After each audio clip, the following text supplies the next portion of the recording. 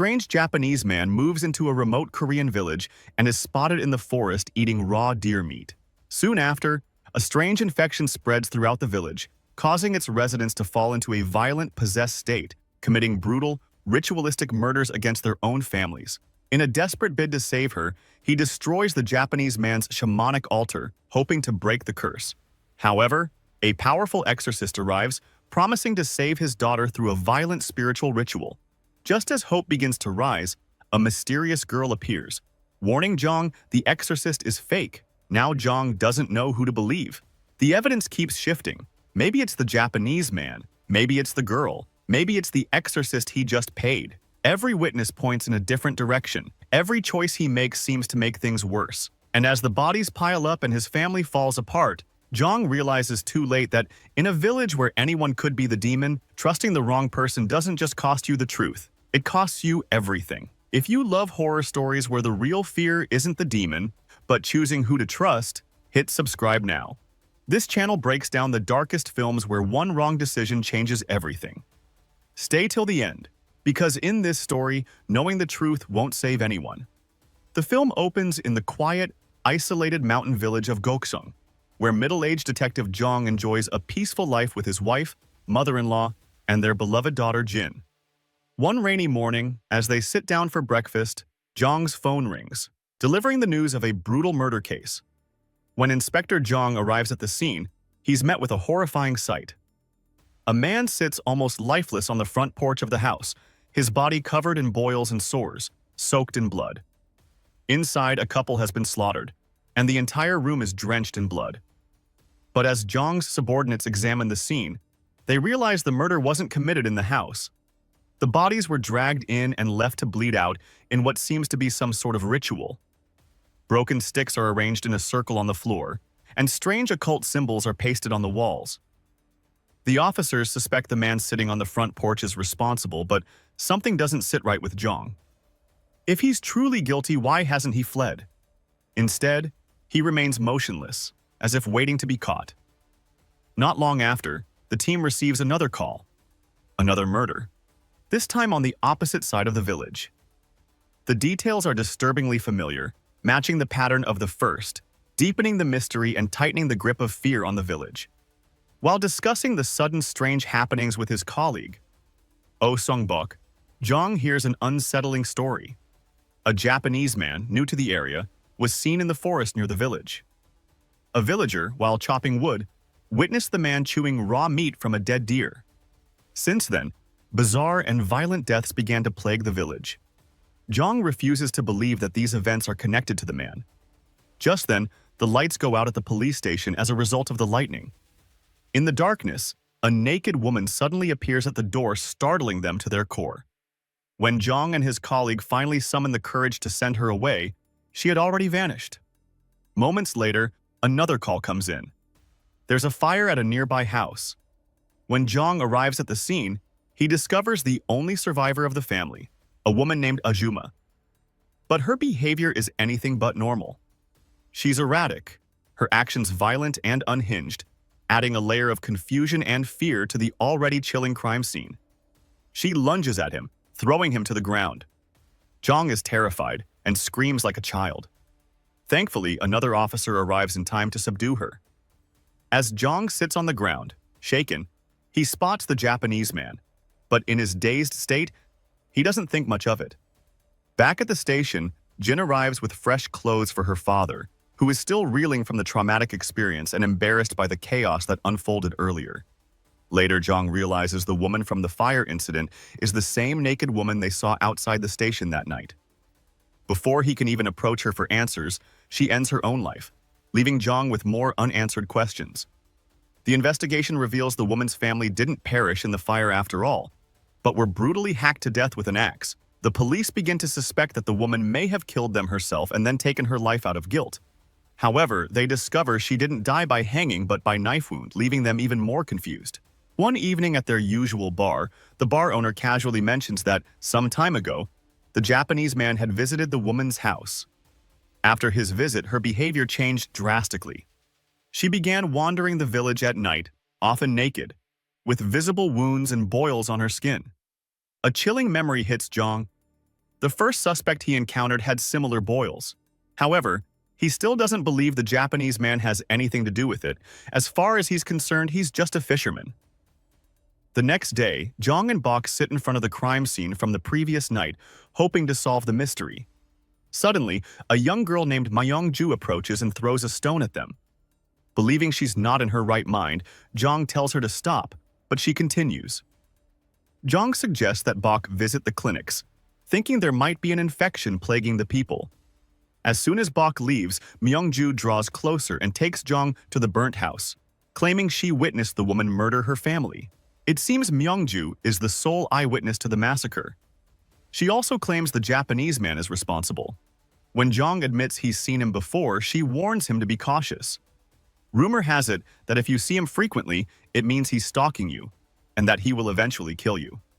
Just then, Jong receives a call from Bok, and he tells him to come back. He's found an eyewitness. But when he hangs up and returns inside, Myung-ju has vanished. Convinced she's hiding nearby, Jong searches for her. Instead, he stumbles upon a terrifying sight. The Japanese man crouched on the ground, gnawing at a rotting animal carcass. The man looks up, meeting Jong's gaze. Fear grips Jong, and he runs in panic only to be chased by the man.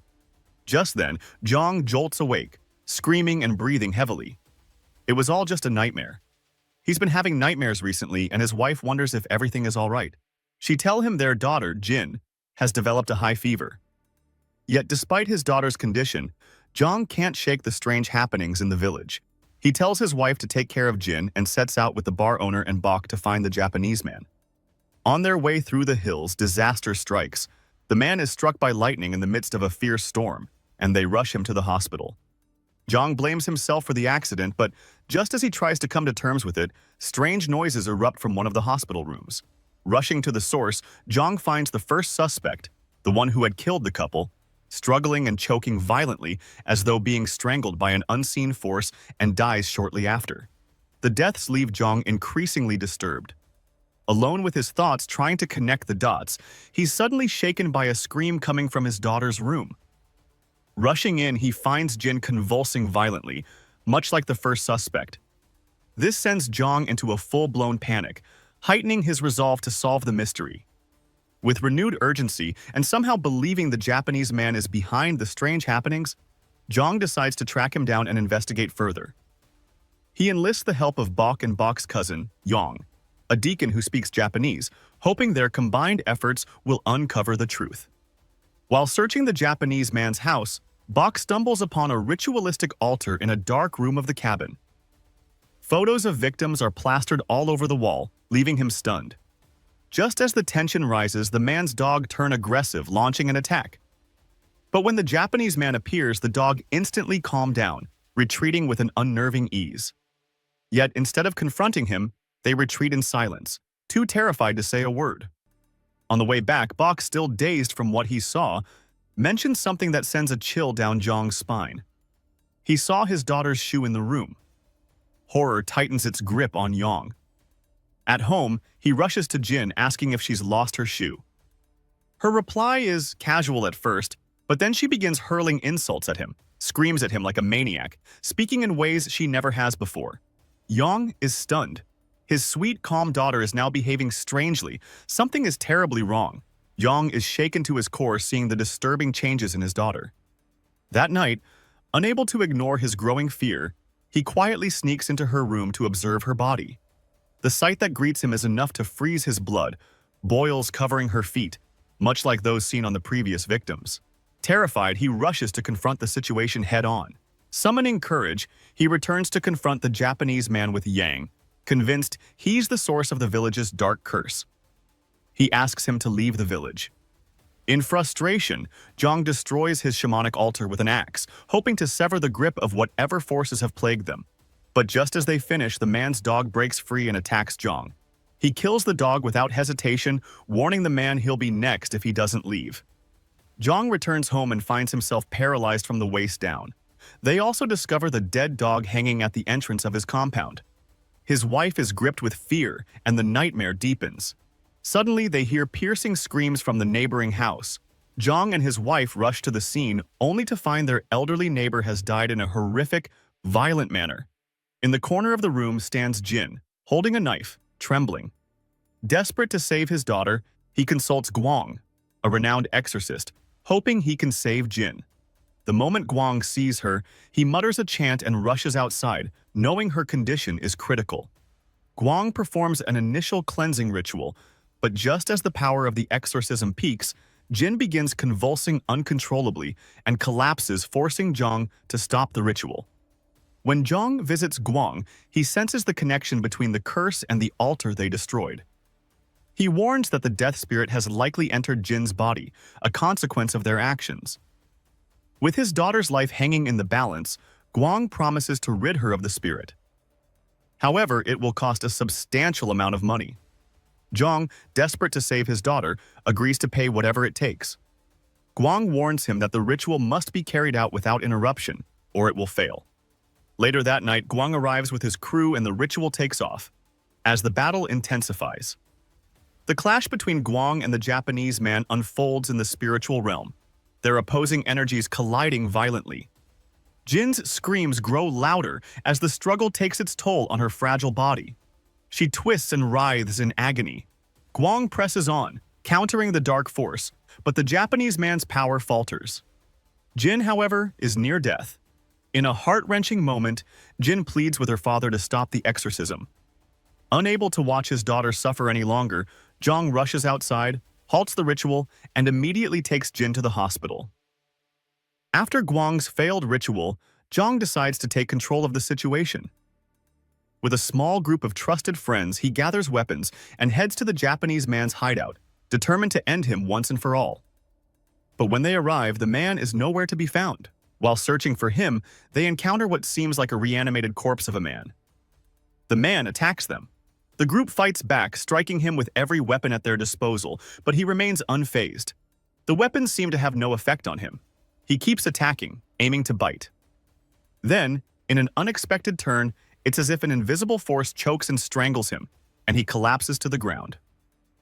Unknown to them, the Japanese man is still nearby, crouched in the forest, quietly watching everything unfold.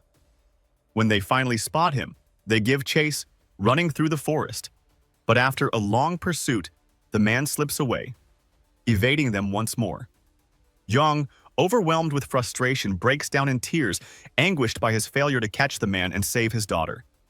With no other options, the group abandons their search and heads home, defeated. Meanwhile, the Japanese man spots Mu Myung in the forest and begins to chase her. In a sudden, frantic rush, he darts into the road only to be struck by Zhang's vehicle, which swerves to avoid colliding with another car. A twist of fate. Without hesitation, they dispose of the body in a ravine and rush to the hospital to check on Jin. To their surprise, her condition has improved, and she appears normal. Overcome with relief, Zhang embraces his daughter as they both sob, convinced that the nightmare is finally over. But little do they know, things are about to get worse. That same night, another tragedy strikes the village. A man murders his wife, and not just anyone. It's Zhang's colleague, Bok. The realization hits hard. The true demonic force was never what they expected. Guang, wanting to reveal the truth, makes his way to Zhang's house. But as soon as he arrives, he meets Mu Myung, who makes him vomit blood to keep him away. Terrified, he tries to flee the village, but as he drives, hundreds of insects swarm and strike his car's windows. Terrified, he jumps out, only to find that, upon looking back, the insects have disappeared. He calls Zhang, urgently warning him that Mu Myung is behind everything and the Japanese man is a shaman trying to kill her. He tells him that she saw her near his house and insists he return home immediately, leaving Zhang more confused than ever. Meanwhile, Yang tracks the Japanese man and finds him alive inside a dark cave. Yang demands the man tell him who he truly is, promising to leave if he does. The Japanese man laughs hysterically. He picks up a camera and begins photographing Yang. And then, in a chilling moment, his true form is revealed. A red-eyed demon, covered in bloodied sores, wounds, and scars. Yang stands frozen in terror. When Zhang returns home, he finds his daughter missing. Stepping outside, he encounters Mu Myung once more. She warns Zhang that his daughter is possessed by the stranger, draining her life force. She tells him that Jin is still alive, has just returned, and will soon turn on his family. Myung claims she set a trap for the demon and that all Jong has to do is stay put and wait for the rooster to crow thrice before returning home or his whole family will die. Doubt lingers in Jong's mind as he hesitates, unsure whether to believe her.